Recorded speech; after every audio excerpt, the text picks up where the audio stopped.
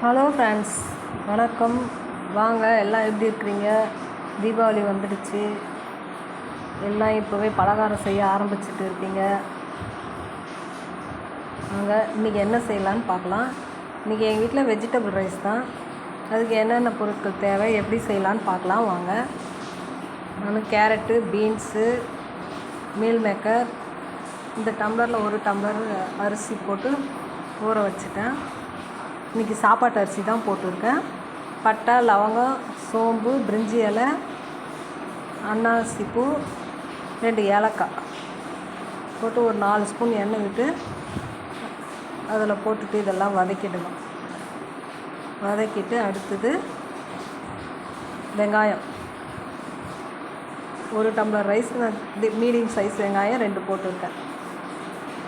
இது நல்லா வதங்கின பிறகு மீடியம் சைஸ் தக்காளி 2 கட் பண்ணி வச்சுருக்கேன். அதையும் இதோடவே போட்டு வதக்கிடலாம். 2 பச்சை மிளகா போட்டு சும்மா ஒரு 2 நிமிஷம் வதங்கினா நம்ம தக்காளி போட்டுடலாம். கூடவே நம்ம தக்காளி வதங்கிறதுக்கு உப்பு போட்டுடலாம். கொஞ்சம் கொத்தமல்லி போட்டுட்டு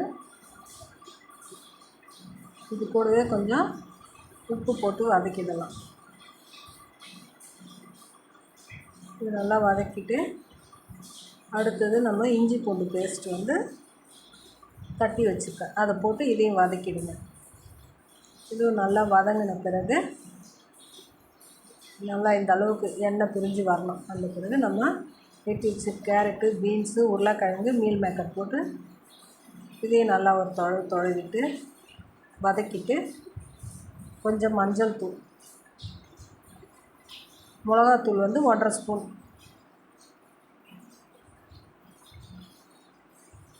போட்டுவிட்டு வதங்கின பிறகு கூடவே ரைஸ் ஒரு டம்ளர் சாப்பாட்டு அரிசி தான் 1 மணி நேரம் ஊற வச்சுருக்கேன். இது 1க்கு 2 டம்ளர் தண்ணி வச்சுருக்கிறேன். இதே நம்ம சீரக சம்பானா 1க்கு 1.25 ஊற்றினா சரியாக இருக்கும்.